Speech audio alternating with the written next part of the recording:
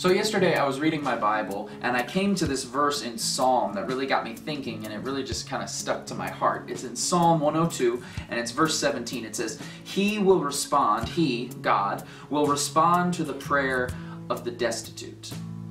And this verse, it got me thinking about a lot of the things that have been happening around our world. It got me thinking about typhoons in the Philippines, and it got me thinking about tornadoes in central Illinois. And it got me thinking about people who, in a matter of hours, lost everything, lost their homes, some lost their families, lost their jobs, lost their towns, lost their possessions.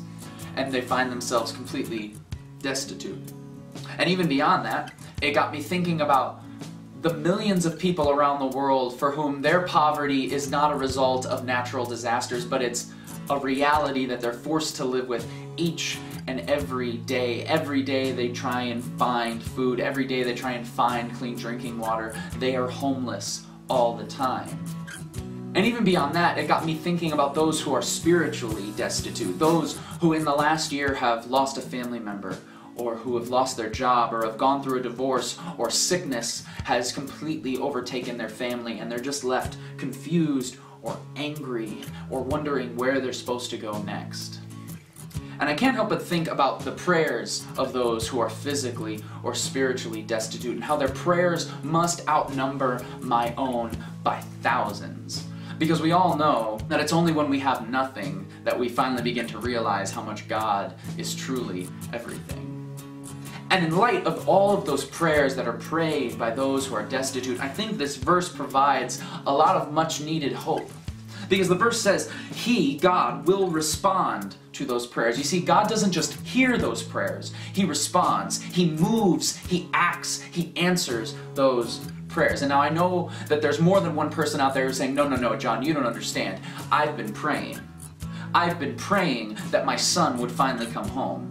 I've been praying that someone would come and help us rebuild our house. I've been praying and praying that I would get a job. I've been praying and praying and praying, and God is not responding. See, I believe that God has many, many ways for how He likes to respond to prayer, but I think the most important and the most necessary and also the most underutilized is me and you, the church. His followers, men and women who are fully consecrated to performing His purposes here on earth. I believe that we are God's plan A for answering and responding to the prayers of the destitute. I like to think of prayer in terms of a triangle, where a request is given up to God, who in turn turns it into a calling which is given to someone as inspiration, someone who has the ability to answer the request. So perhaps it's not that God isn't responding to those prayers. Perhaps it's that we are not responding to God's call to answer them. See, we as Christians love to get on our knees and ask God for the desires of our hearts. And don't get me wrong, I believe that God loves that. He loves when we talk to Him, and He loves when we ask Him for things, especially when those things align with His will. But if we're all just sitting around asking God to answer our prayers, it's like we're missing two halves of a triangle. You see, the question is not who's going to answer my prayer. The question is, whose prayer is God going to use me to answer? Let me say that again, because that's really good. The question is not who's gonna answer my prayer. The question is, whose prayer is God gonna use me to answer?